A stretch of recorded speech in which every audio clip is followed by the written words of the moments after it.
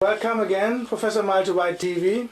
We are very proud and honored that you take your time to exclusively show and explain your experimental kit, which everybody is able to buy for a low cost, to look for themselves what is happening, and you show that there is another kind of wave compared to the electromagnetic wave, the Hertzian wave, which everybody knows and learns in school and so on.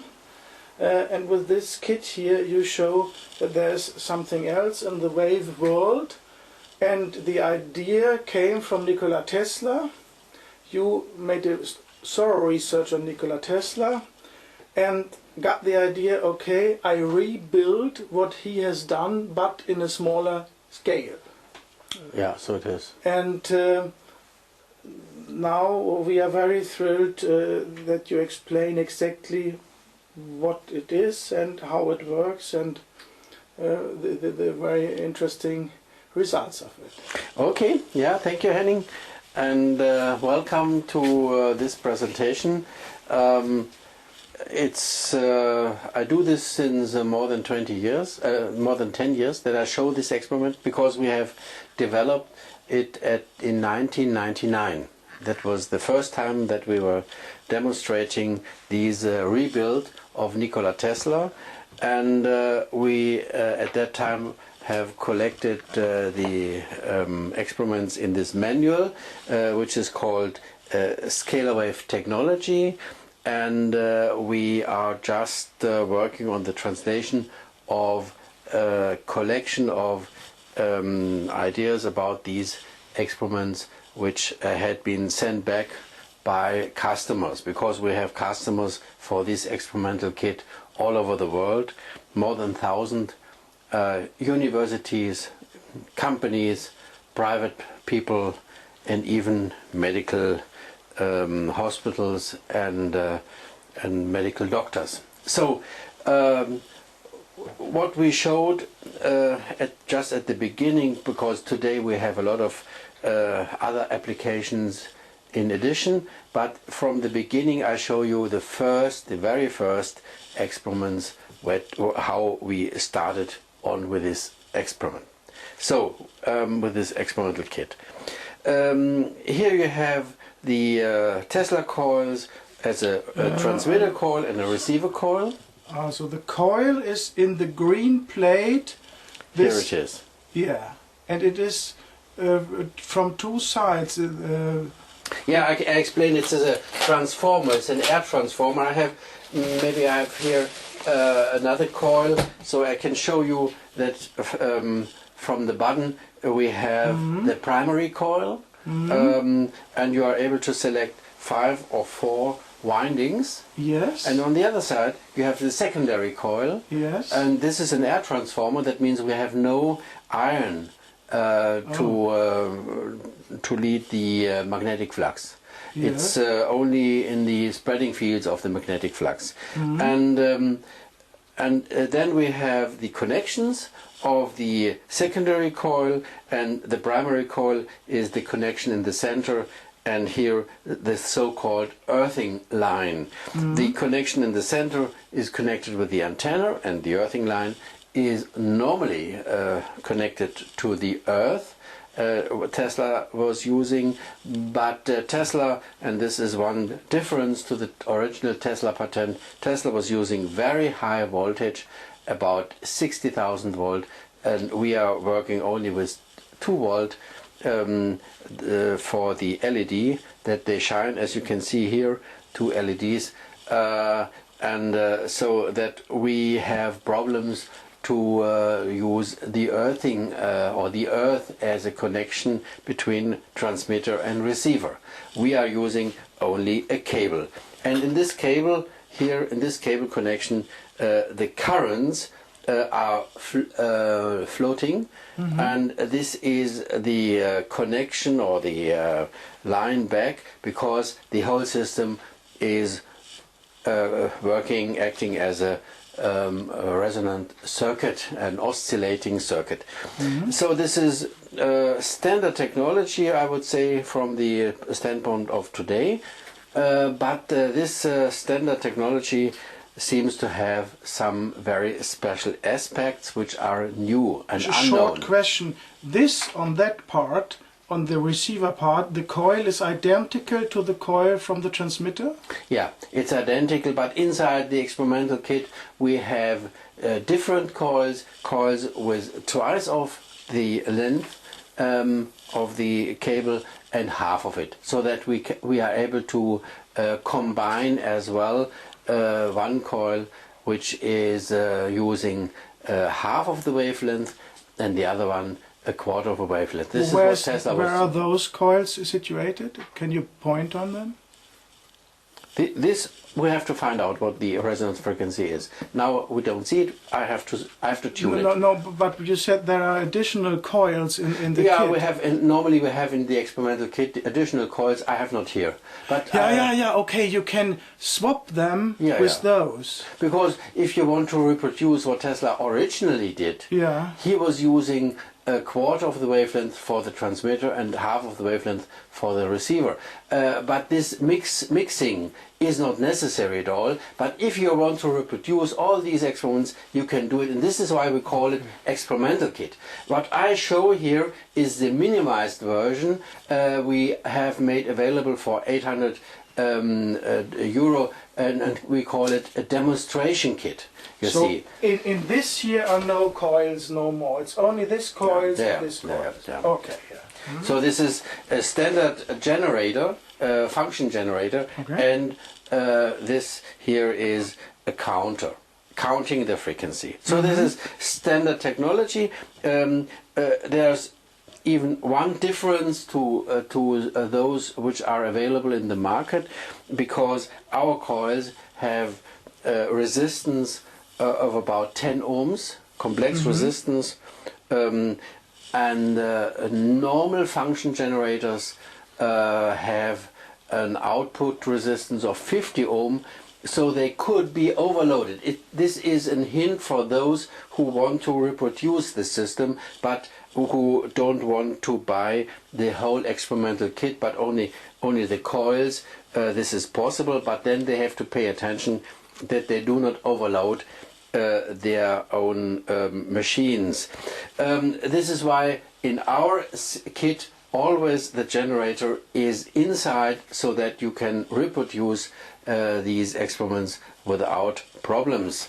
And this reproducibility is absolutely important for scientific research. That is a necessary condition, that it is always and everywhere reproducible. And we have made it available. And the silver balls, what is the silver balls are only antennas, and Tesla was using ball antennas, but you can use other antennas as well. You can use only a stick, whatever you want, but the ball is the best. The best for producing scalar waves. What kind of material is it? It's a conducting material. It's Christmas balls, you see here. It's stainless steel. Okay, yes. Looks good, but you see, you can use aluminium or whatever you want. Everything is possible, but you will find out that there are differences if you change the material a bit, and especially if you change the size. And the white tripod is isolated. The three strings. Yeah, this is only plastic for fixing plastic. It's only for fixing the antenna. Here is the antenna. But it's not conducting. No, not conducting. Here's the connection to the center of the flat coil, which is a pancake coil, or called as a Tesla coil. Yeah. Okay, now let's start with it. You see, this generator here, you can select sinusoidal signals or rectangular signals. I'm using the sinusoidal signal. And then here this is the amplitude. I have maximized the amplitude. And then I can change, well, this is out of action, rectangular or other form. You see, as I have selected the sinusoidal signal, this has no function. And here, high or low frequency, I select the high frequency, and here you can see we have about 4 megahertz, 4 point and the rest. Okay, you can see it here. Yes. This is a standard counter, it is. Here we have an amplifier that is necessary to reduce the resistance down to 10 ohm, just to drive these coils. This normal standard generator does not have. Okay, now here we have two possibilities to change the frequency, and we start at about 4 megahertz. We can use lower frequencies, but nothing will happen. Only the lamps at the transmitter side are shining, but not at the receiver side. Now we look at the receiver side, and will be at the same time at the transmitter side. Both lamps we have to have a look at, and we are changing the frequency, and we get up with the frequency and look when the lamps at the receiver are shining. Blinking. And here you see that they are shining. That means now energy is received at the receiver side. So that we can try to find out what the properties are. If I switch off the receiver, so that is because I disconnected, then the lamps at the transmitter side, they still are on, but the others are off. If I switch them on again, you see that the transmitter doesn't feel whether they are on or off. That means this is a special property we know from radio signals, that the transmitter of a radio station doesn't feel whether the receivers are switched on or off. That means it looks like a Hertzian wave. Let's try another proof. I try to shield it with my hand, the receiver, and you see that I'm able to shield the signal, and the lamps go out. This shieldable by a Faraday cage is typical for the electromagnetic wave. So that we can say this has to be the electromagnetic wave we have found at 4.6 or 4.7, let me say, megahertz. Which everybody is used to, that we learn in school, nothing special about it. But we are able to prove this. If you want to prove it more correct, you have this possibility to change the jumpers from LED to DC. Then you have this rectifier. You can use a standard multimeter, or you change to AC. Then you have 100 ohm load, or you disconnect it and use an oscillograph. This would be the best solution, to use an oscillograph, because it's most direct and most correct, and then you are able to measure the current and the voltage and the phase in between. Because we know that electromagnetic waves have zero. The angle between electric and magnetic field pointer are zero.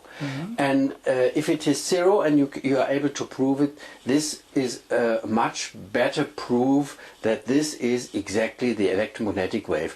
Well, it's a bit difficult. I have not an oscillograph with me, and this is for this interview, because we are now in Sweden, and I have it only for these conferences. I showed it some days before at Pier's conference, Progress in Electromagnetic Research it's called, and it is organized by the MIT in Boston in America. And this time this conference was in Sweden, in Stockholm, so I could show this experiment. And now I reproduce it. I show you again what I have shown on the conference, and this is now exactly the electromagnetic wave. We have to remark this special frequency, 6.7 megahertz. Now we go up again and we switch on, and you see that the lights at the receiver side go out, at the transmitter side they are still on. And let's have a look whether we find another resonant frequency where they shine again, and you will see now they are shining again. And I tune where the maximum is, and here is absolutely the maximum. So what we have reached is a situation where the lamps are shining very bright, and if I try to shield them, it's absolutely impossible. And it Could is you please shield again? I try to shield it. I try to shield it with my hands. Nothing happens. Nothing happens. And what we see as well is that the lamps, wait a minute, here at the transmitter side, they go out at the while they are shining at the receiver side. And if I switch off the receiver, the lamps at the transmitter side, they go on. Oh, sorry. Yeah. So I switch it on and off and off and you see always if the receiver is on, the transmitter is off. The receiver is off, the transmitter is on. What does this mean? This means that here with this at 7.7 megahertz, we have a resonance, another resonance where the properties are totally different. And it means that the transmitter feels if the receiver is on. So that the radio station could know how many people are listening, so that they can get the money directly, you see, from those who are listening. Well, this is a totally different wave. It has other properties, another resonant frequency, and you couldn't shield it. I can't shield it. And if you use an oscillograph and look exactly what the current and voltage what is different, then you find out that there is a phase angle in between of about 90 degrees. And this is typical for the near field of an antenna, and this near field of an antenna, here I'm in the near field, is typical for the scalar wave, which is a longitudinal wave. What is a near field? Well, the near field of an antenna, specialists know what I'm talking about. In the near field of an antenna, I have longitudinal waves. Everybody knows it's in the textbooks. That is well known. 1/3 of the wavelength. Yeah, what it was. it is, but it is disappearing at a special distance, which is the wavelengths divided to 2p, which about a sixth part of the wavelengths, and then it is disappearing, but not my system. My system, I can have 10 times the near field, and it's still receiving the whole energy, so that there is no difference. And so it was with Tesla. That was Tesla. Tesla was showing that his system has an expanded or extended near field, and this would be important for the use for transmitting wireless energy. Okay, this is only a small device to show that these properties do exist and that this could be usable. And as we see, the receiver takes the energy from the transmitter, and this is why we have this effect to the lamps, that they go out, so that is, if you have a load, then the voltage is reducing, and if it's less than 2 volt, then they go out. This is only indicating what happens. If you want to know it more exactly, even in this case, you have to use an oscillograph. Anyway, a scope. And the scope will tell you exactly what happens. But just to show that this is working, I think this minimized version is enough. Very good. It's very obvious that there's a difference. So let's now calculate, because Tesla says the following. He says, if I find out the resonance of the electromagnetic wave, which is propagating at the speed of light, and as we know that the wavelength multiplied with the frequency gives the speed of propagation, that was at 4.7 megahertz. Now we have the scalar wave, and the wavelength multiplied with the frequency, which is 7.7 megahertz, gives the speed of the scalar wave. And Tesla said, if I have the same system, and if the distance is not changed, and the balls and the antennas, nothing is changed, the coils are the same, then he says, under the assumption that the wavelength would not change, that the relation of the frequencies is identical to the relation of the speeds. That means we have a relation 7.7 divided by 4.7, which is about 1.5, I don't know, but it is about 1.5. And the low frequency corresponds to the speed of light, so that the speed of the scalar wave is about 1.5 times the speed of light. This was the calculation of Nikola Tesla. Well, this is not exact. We have to prove whether his assumption is acceptable or not. And those who have doubts have to reproduce it. They can't say only because they have learned something different, this has to be wrong. You have to prove it. And the best is that you are using a long distance. I have in my new documentation, this is the first one, the new one, which we are just translating from German. In this documentation I have a report from Austria, from a university, and they are measuring, no it's not, yeah, here it is, yes, this is the new one in German. Here I have, let's have a look, I have a report where they have measured the knots. So the knots of a longitudinal wave is measurable, and then you see, if you find the knots, then you see what the wavelength is. You're able to calculate this. And here it is described how they have these set up, how they measure.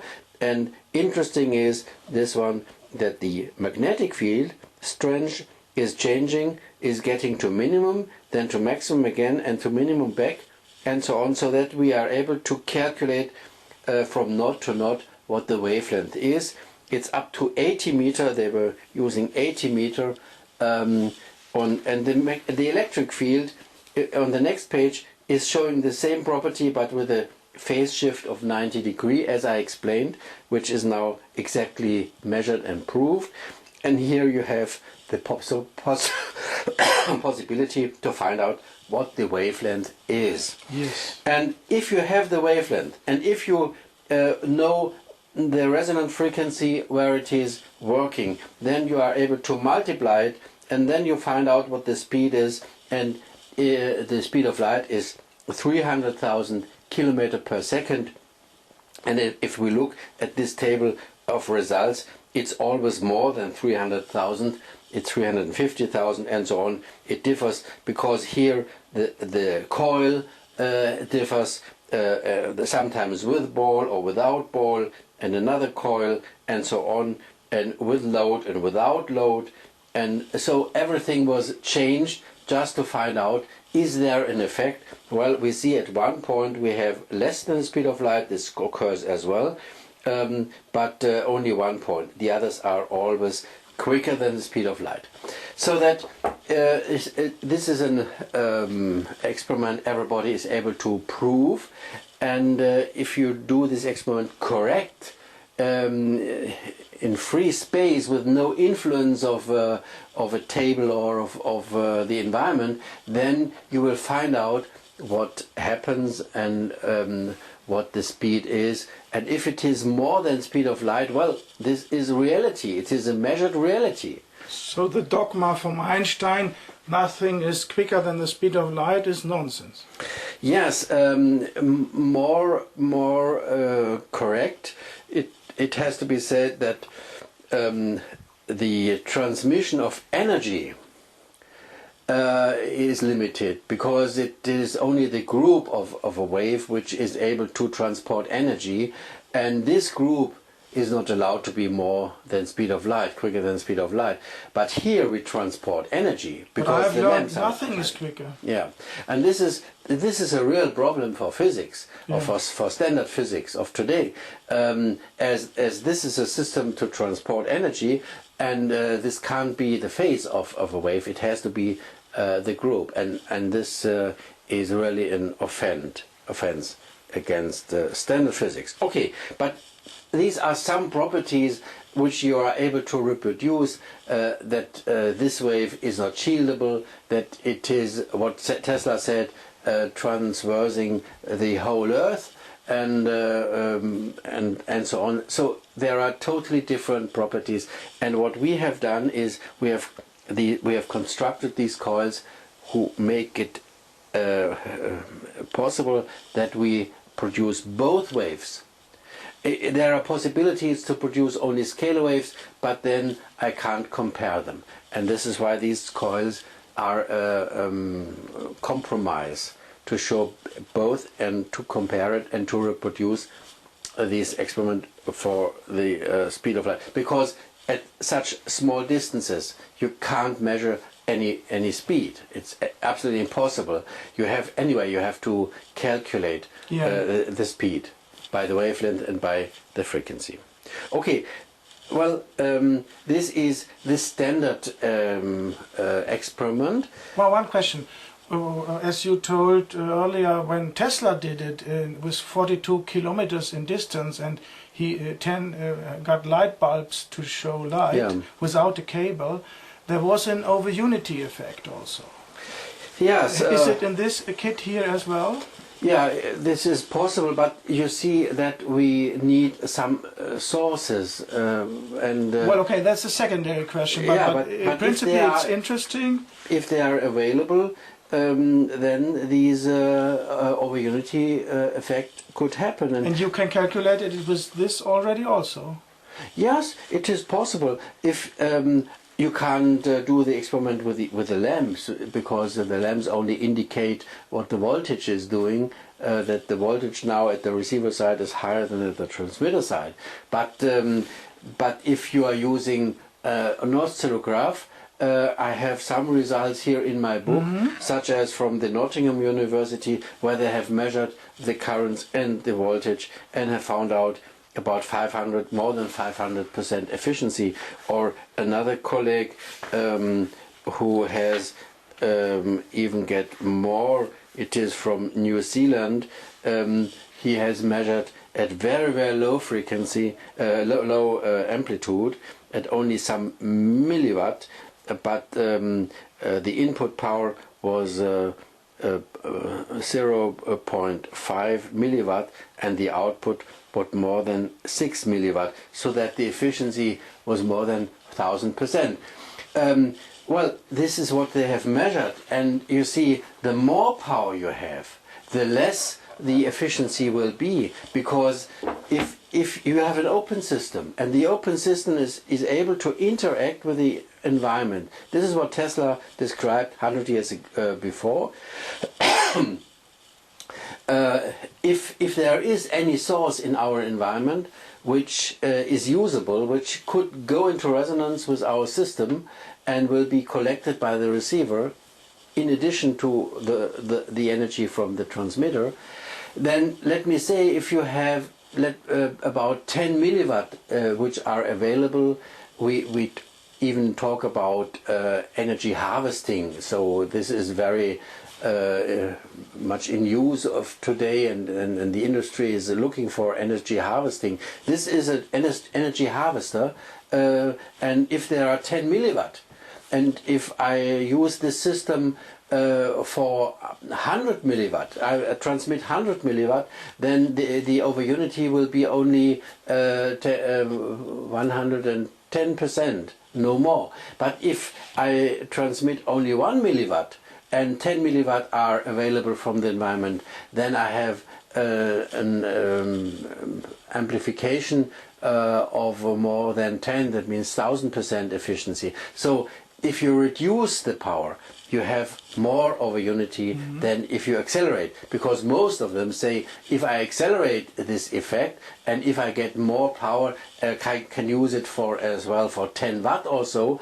If I would have 1000% at 10 watt, then I would have 100 watt. So this would be a lot of power. But this is not true. In reality, if you reproduce this experiment, you will very quickly find out that it is the effect is more if you reduce the power. Yeah, but at the time when Tesla did it, there was nothing built from humans which he could harvest, so he harvested neutrinos. Well, he harvested energy from space because, as you say, nothing was available on Earth at that time. But he was not using short waves, as I do. He was using long or very long VLF frequencies, and these long frequencies, well, the window to space is open. Whereas short waves, the window is not open. It is there's a layer in between, which is the ionosphere, and the ionosphere is reflecting all the signals from Earth back to the Earth. But more important is that all signals from the Sun and from heavenly bodies is reflected back to space. And this is why in this region of short waves, the ether is free. There are really no signals, and there's nothing you are able to collect. Only some artificial transmitters from some radio station or from military or whatever, they are available, and you can select a few watt or milliwatt. So if this, what you are showing, this experimental kit is showing over unity effect, they are harvesting from some military towers, scalar wave emitters. Whatever. Nobody knows where it's coming from, but it has to be artificial, because from space nothing is coming. Because it's short. Well, we had to use this frequency because it was unable for us to reproduce the Tesla original tower 1-to-1, because we have not had the funds. It's huge, yes. It was huge. 80 meters antenna and big coils with 1,000 of kilometers of wires. It was Wardenclyffe Tower. Well, I thought about the experimental tower of Tesla, which was constructed in Colorado Springs, which has had 10 kilowatt, and this has been my idea to reproduce first. But when I haven't got the funds, then we said, okay, then let's reduce it the size, and this is possible if you have higher frequencies. Yes. Well, the window to space has to be open if you want to have the energy from space. But you know that these scalar waves are measured as noise. It's antenna noise, you can say. And the noise we have in our environment everywhere. And we know that the noise is increasing, and the energy of the noise in our environment is increasing with the square of the frequency. So the higher the frequency is, the more energy from space in our environment is available. And this means that we have to get up to very high frequencies, and then we come in the region of neutrino power. So that these are not neutrinos at all. These are, well, it is noise, power of noise signals. And it is noise because they are shifting in frequency and wavelength.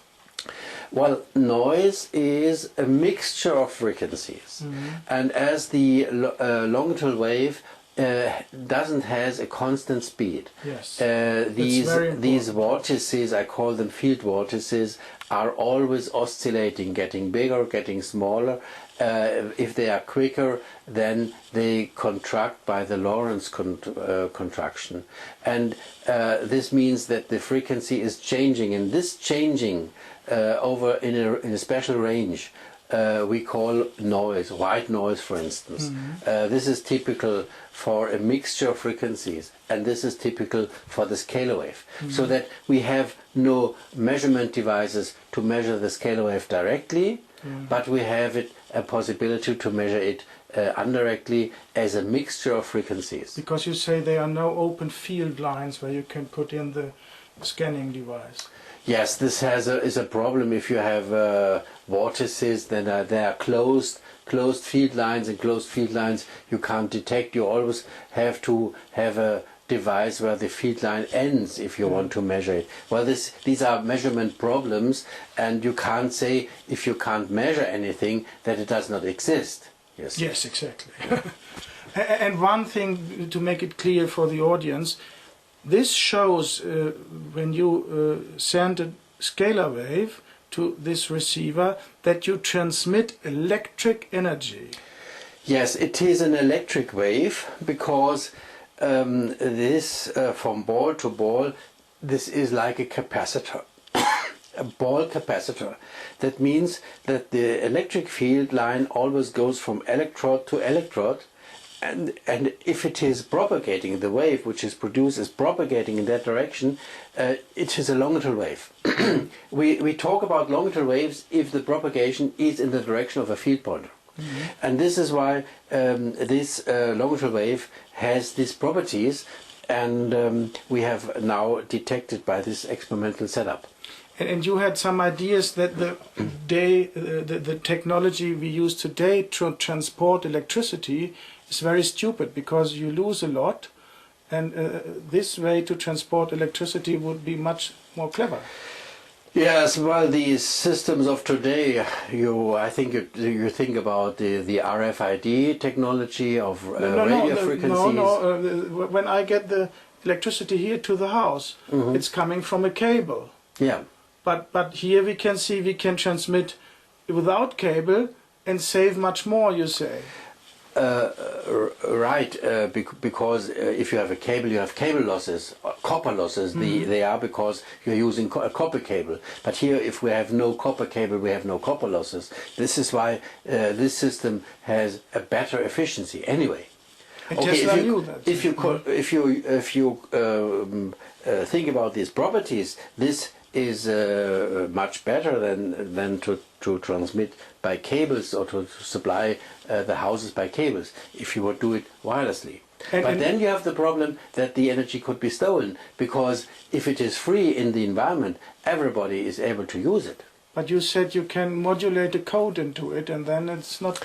Yes, this is absolutely necessary. Well, Tesla at his time gave ideas how to individualize it. This was his expression. I would say he tried to modulate the signal that only those who know about the modulation and when the phase shifts are produced, if this is in use, then only those who pay for the energy will be allowed to get the energy. This is possible. It has to be developed anyway, and this system here is showing only the basic.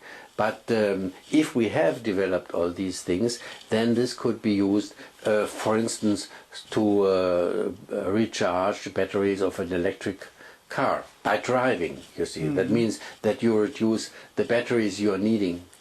And you can take huge distances. You can harvest the gas in Russia and Siberia and send it all around the world, and not losing something, perhaps gaining something by the over-unity effect. Yeah, I don't need any gasoline station anymore because I can drive as long as I want. Yeah. And there's no limit where to go. Well, these are a lot of possibilities, but this system is even used for other applications as well, for medical application, for instance, to transmit biological signals from one point to another. But this is improvable if you are using two receivers. You can put on here not only one receiver, you can put two receivers, three receivers, as many as you want. But then the transmission from receiver to receiver is a bit better to transmit information. We have found out because you have 90-degree phase shift between the transmitter and the receiver, and as well between the transmitter and the second receiver. That means the phase shift in between the receivers is 0. And this is better to transmit information from receiver to receiver than to use the transmitter. Well, this is one of these experiments which are very new, what we have done, and those who are interested in these biological experiments, which are explained in the new book as well, he's just to transmit information from cancer cells to cancer cells, from a medicine drug to biological samples, and so on. We have a lot of ideas in the book. If you want to reproduce this, then we have made available a different experimental kit. We call it a biological kit, because in this kit you have the same coils, 3 coils and 3 antennas, instead of these 6 coils which are inside today. We leave out these coils. We have A, B, C's, which are these with half of the wavelength, because they are not necessary at all, and then they get inside in addition another receiving antenna and another coil. So this has to be remarked for those who want to reproduce these things. But now I can show you if you want to apply a bit more power, we have made available this power amplifier, and I have to connect this amplifier in between the generator, the function generator, and the coil. So you can switch them out here. They are only connected, as you see, in this way, and we connect the power transmitter in between, and on the other side we connect no, this was not right. That was output, and here is input, ground. It's remarked. Now we have switched in between, instead of these connections, we have now the transmitter or the amplifier, and I switch it on, and then you can see that you are able to reproduce the same, exactly the same experiments. Here it is, where I have found the resonant frequency. This is the first and the second one, but you have to pay attention that you do not overload your lamps, that those at the transmitter go out and the others are on. So this is the perfect situation of resonance, as we have found out before. So if you want to use your standard generator, which is available in electronic markets, then it is better to have this power amplifier and to use it, because now you can use a standard system which has 50 ohm output, and this machine has the 10 ohm what I need for the coils. This is only a hint for those who say, well, we don't want to use this, we only want the amplifier and the coils. Everything is possible, because all these parts are made available as well in the shop of my homepage, and there you find it, and all the descriptions. So if you don't want to overload your LEDs, then you have to remove these jumpers. This is absolutely necessary, otherwise the power would be too much. And that means that we are now able to turn on the power and to find out the resonance frequency. And you see, if you have found the resonant frequency, the lamp is shining. This is what Tesla did, and we know this. It is shining even in the field. You see that you have this ability that you don't need any connection to the coil, and it is shining. It's even shining at the receiver side. Let's have a look. Yes, here we see that even the receiver is producing the same scalar waves, and that you can have it here. It is easily influenceable, maybe influenced easily. This is normal. Okay. I would love that with my vacuum cleaner, because I always stumble over the cable. Yes, there are a lot of practical applications which where this system could be in use very easy and very effective. That you don't have these cables. A lot of applications, and this now has about 5 or 10 watt. The amplifier at maximum has wait a minute, about 20 watt it is, I think. 20 watt. So this is enough to drive a boat, a small boat in a pool, as shown in internet, and as we have shown on some conferences as well, or to here in use the last interview with you, these the lamp, or to have a small airplane model of an airplane to let it move. So these things are interesting just to play with, or even for industry. Yes.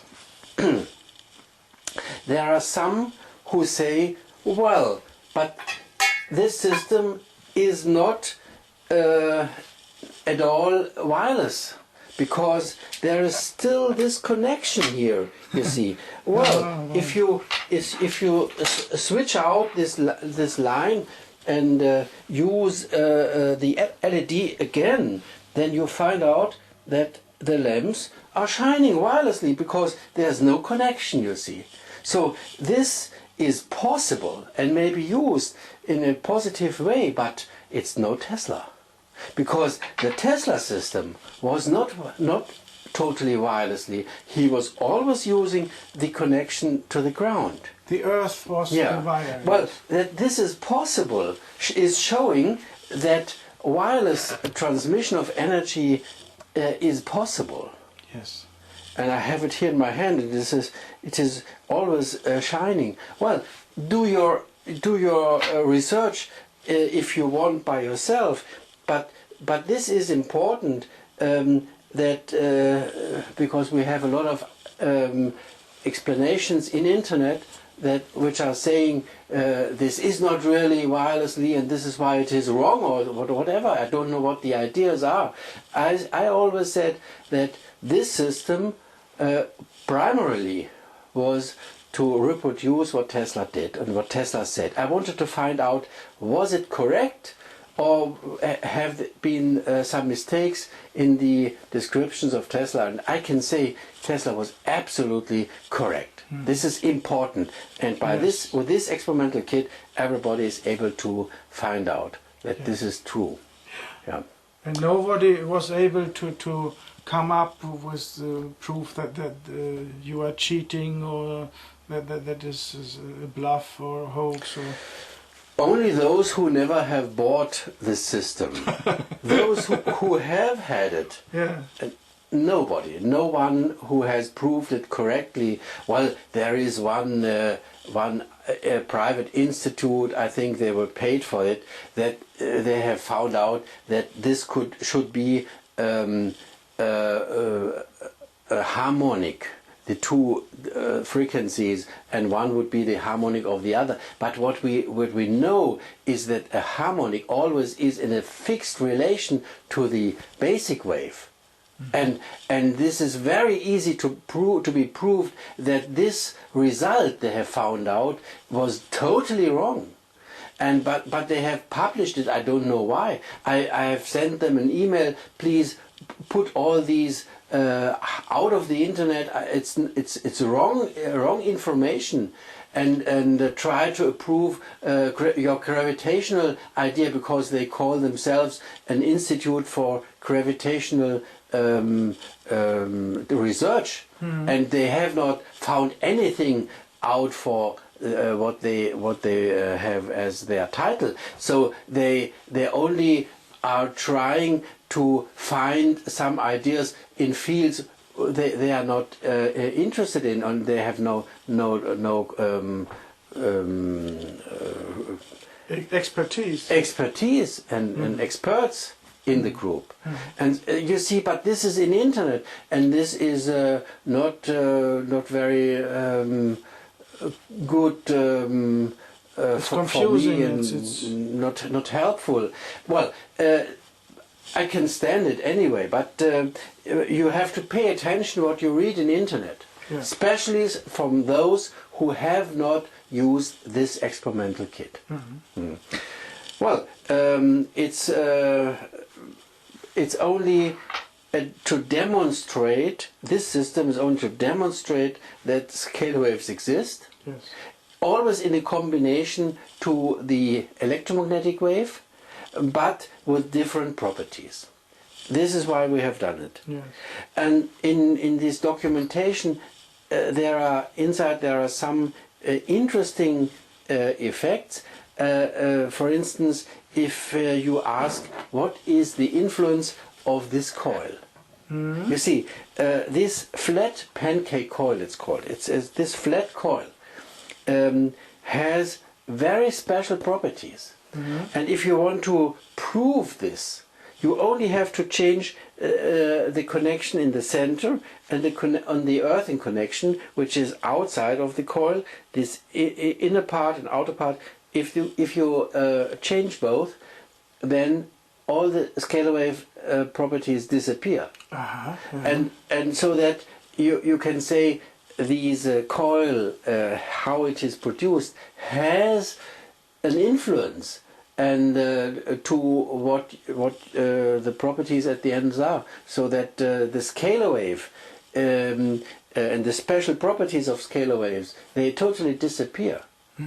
And if you have a standard coil, if you change both connections, there's no difference. So this was in interest to Nikola Tesla himself, and he said that this coil has these very special properties, so he was writing a patent about this coil.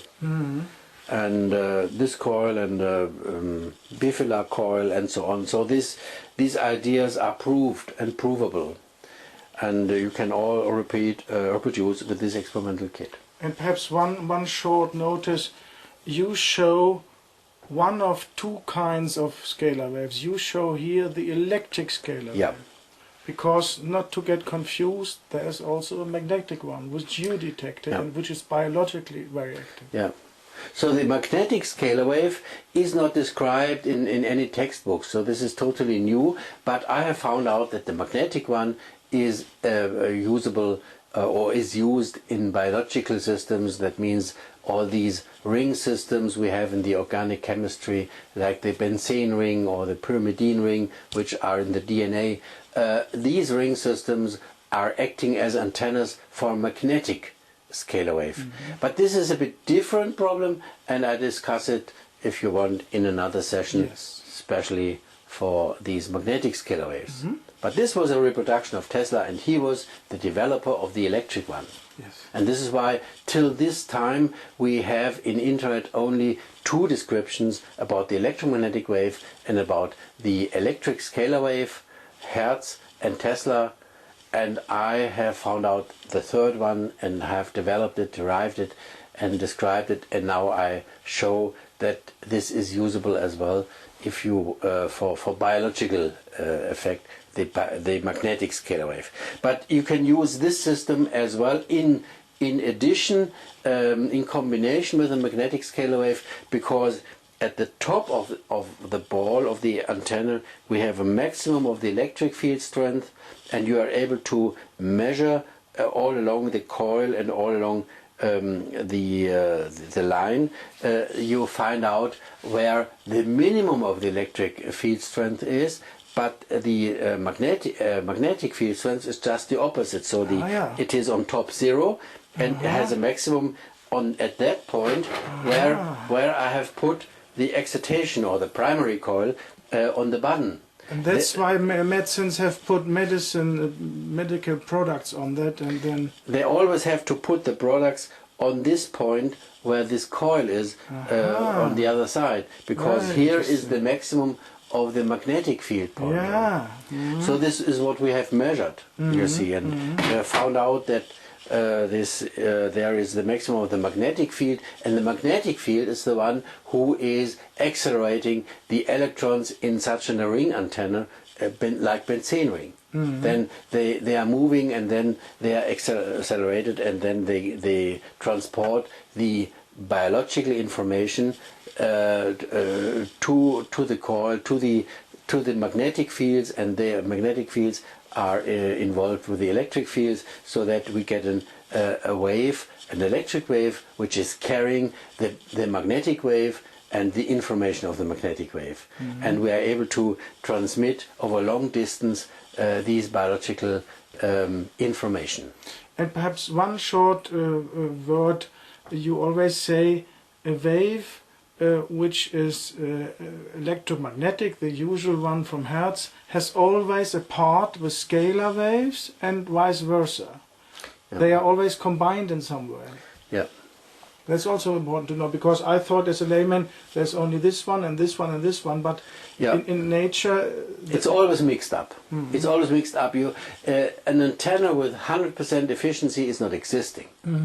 That means we have standard antennas with efficiency of about 80%. Let me say, well, we know this. I give you an example of the mobile phone antennas. You know that the mobile phones at the mobile phones. Well, the machines. Also, the antenna here.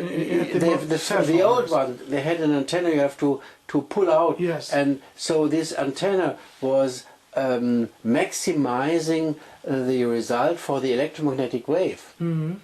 And so they have had at the beginning about 80% efficiency.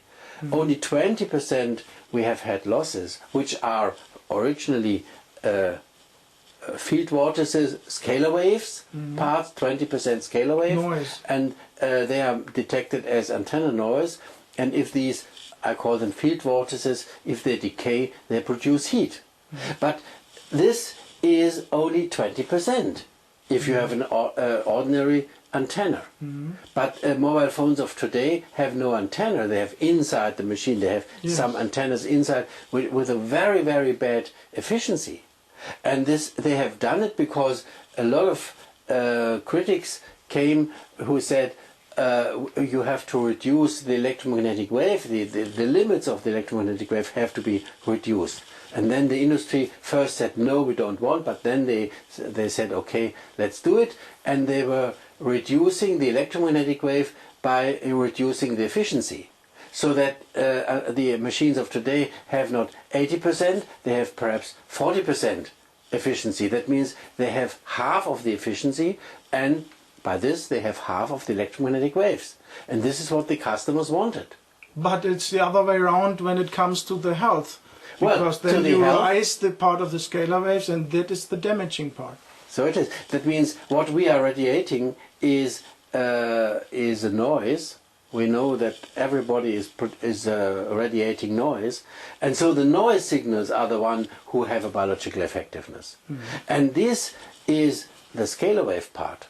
And the scalar waves have not, by the reduction of the electromagnetic waves to the half, have been now accelerated from 20% to 60%. That means now they are 3 times more. And this is the problem, that we have now machines with 3 times more biological waves than we had before. And the next problem is that the masts on the other side, which are communicating with the mobile phones, the masts, the antennas of the masts, had to reduce the efficiency of the antennas as well, because you see, if one is using less electromagnetic waves but more scalar waves, the mass has to do the same, because the scalar wave is not shieldable. And this is why today they are in a Faraday cage, in an oscillator, or in a lift, in the underground railway, in other Faraday cages in the car, for instance. They are all phoning all the time. They're phoning, you see, and it is much better working than it was before, because now they use more scalar waves than electromagnetic waves, and so the effect is much better. It's not shieldable, and this is why the mobile phoning of today is, from a technical point of view, it is improved, but from a biological, it's just the opposite. It is, it makes us ill more and more. Because the body don't bother about electromagnetic waves. There is no resonance. No, the electromagnetic waves, there's no resonance, because we would have, or we need antennas which are just in the right size, and we don't have these antennas. But we have a lot of antennas for the scalar waves. Yeah, the scalar waves, they could, well, they are changing the size, so they can become very, very small, and they have the ability to tunnel. You know perhaps about the tunneling effect, when the signals are getting smaller, run through the tunnel, but then they are quicker than the speed of light. So this is a proof that the scalar waves are always involved with the other ones, and that they have other properties.